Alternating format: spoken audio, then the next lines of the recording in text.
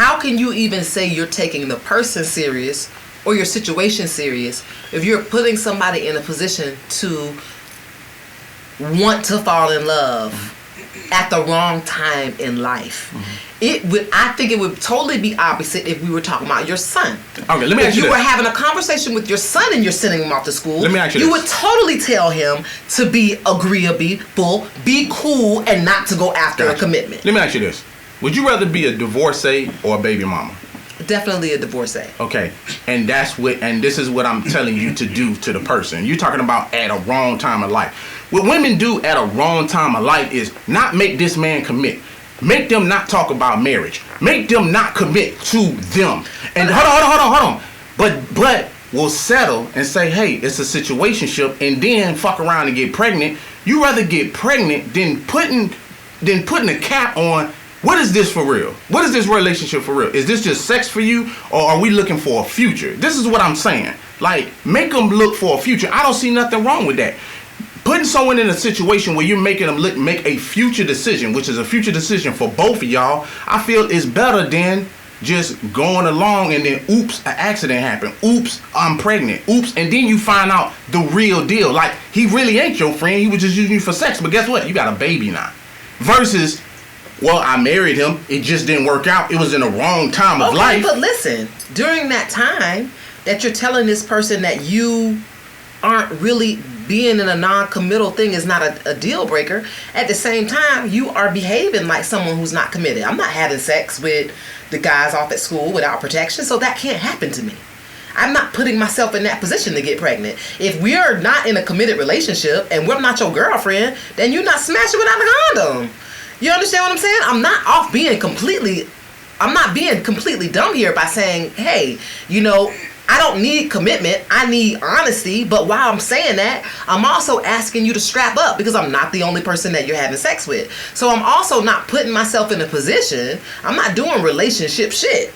I'm actually I'm calling you, and most of the time, I'm texting. You know what I'm saying? Like, can you come through? Maybe he'll text the next month or whatever. Somebody led and we came through, we smashed, and we went back to our studies on Monday. That caused me from crying. I know I had that one incident, but out of 5 years of school, that's one boyfriend. Out of 5 years of college, that's one person that I allowed myself to get emotionally tied to, but that's what he wanted. He didn't respond to me the rest of the way the other guys responded because these guys were coming fresh off of football practice. These guys were focused. And I don't think there's anything wrong with meeting a girl in school that encourages you to be at football practice, to let's get into the league and worry about commitment later. Let's stay on top of them books. It's not the time to fall in love. Sometimes that is the girl that after school and the motherfuckers in the league that they remember. Because this is the bitch that was encouraging me to put all my all in practice and not have her at her house every fucking night. That's the type of role that I played. Now, did I end up with an NFL husband? No.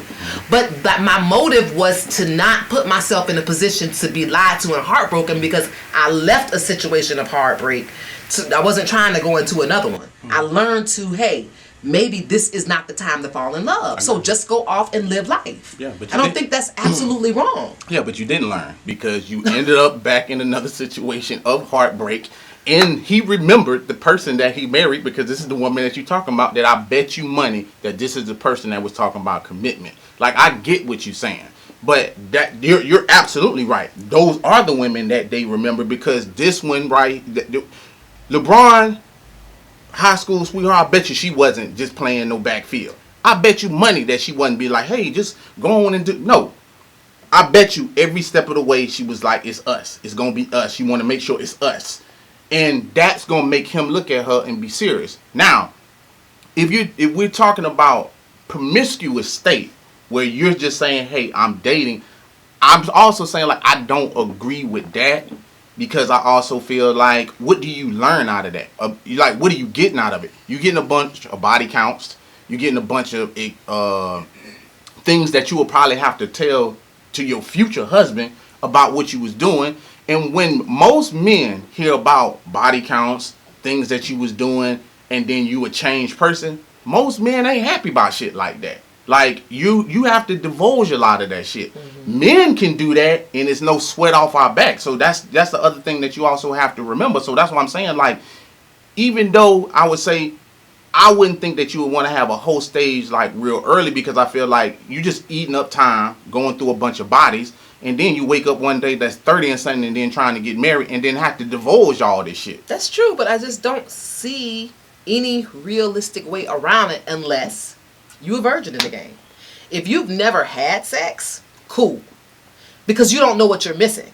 But to go from being in a relationship, being in a relationship, being in love, having sex, breaking up out of that relationship, you've already established some type of sexual character and some type of sexual routine that would be very hard to break just off the basis of, I have to wait till I get another boyfriend to have sex. That's right. That'd be great if our children were like that, but that's not the way life is. They're going to want to have sex again. But there was someone that was probably telling you that, like a mama or your dad or parents that tell you, not to have sex early. And I'm agreeing with you when you're saying, like, if I just went that route. But that's what I'm saying. That route comes from you being agreeable to the man telling you from his representative of what it's going to be. Women have a bunch of things in their mind about, like, love and what relationships are and stuff like this. And this is how y'all get bamboozled. It's because that's what I've been saying the whole time, because men, but I'm not. You get hurt when you're. But that's why I'm saying don't go down that road. Is what I'm saying. Like, if you're not going down the road, so I feel like when you saying promiscuous state, I feel like you're worsening it. Like, I feel like once you get into that and then you're dating, then you giving away cookie and after cookie after cookie, I feel like you making it a worse scenario. Like, what are you really learning out of it? I can tell you. If you asked, I can tell you what I learned, okay? Okay. Number one, I learned what I like. That's cool. Sexually, I learned what I like, okay? That's number one. That's part of the But number two, I learned the game. Now, I can say that I learned from my daddy or from my guy friends, but I really learned from a mix of all that. I had also a lot of guy friends in college. I don't click with females too much. So most of my friends were men. And I would be sitting around these men while they getting these calls and these texts from all these different women. And and I knew they were good guys. These are my friends. I play cards with them. I've met their mom. They are good friends to me. So I know they ain't the bottom of the barrel, but they have. But last I checked, you can't steal pussy. So but that don't mean that they bad just because they doing that. But no, what I'm saying is a lot of guys who are off at school and that are not committing are looked at as negative and bad people. These were not bad guys, bad people. They were just they were just off to school, and I got that concept by sitting with them. And oh man, this girl is crazy. Then there's a knock on the door. It's a girl showing up because she seen his car. Like, girls were doing stupid shit. And I'm sitting there looking at them do stupid shit with my homeboys. And I'm like, you know what? I don't want to be that girl. I don't want to be the girl that's the top of the conversation over the spade game because she's lost her mind over some dick.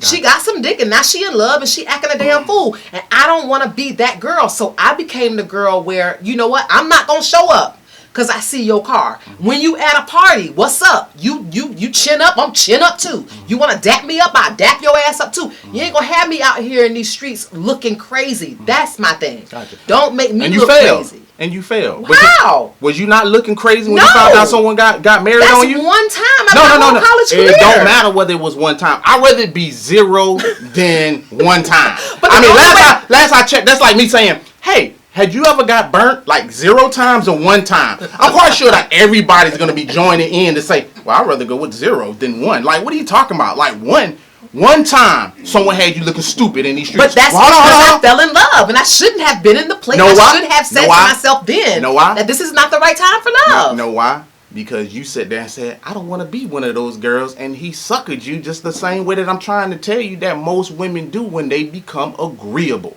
Because you become sitting there looking at other suckers, talking about, I don't want to be a sucker, and became one. Like, you don't learn from that. That's what I'm trying to tell you. Like, you didn't play the game right. Sometimes, even when people are that close to it, there are things that people can look at. Like, you didn't recognize weaknesses in yourself. So that's why you got played. sometimes when people are studying shit, they think that they so smart that they can outsmart the game, and you can't outsmart the game. You're a woman, so you cannot outsmart the game. This shit has been going on since the beginning of time. I think you can definitely prevent yourself from falling head over heels with people who are not in situations to be fall in love and heelsable. Okay, so why it didn't work for you this one time? To me, for this one time, it didn't work for me because he was the exception to the rule. I didn't give him that speech. He wasn't no exception to the rule. He was the I did not give him the hey, I don't need commitment relationship.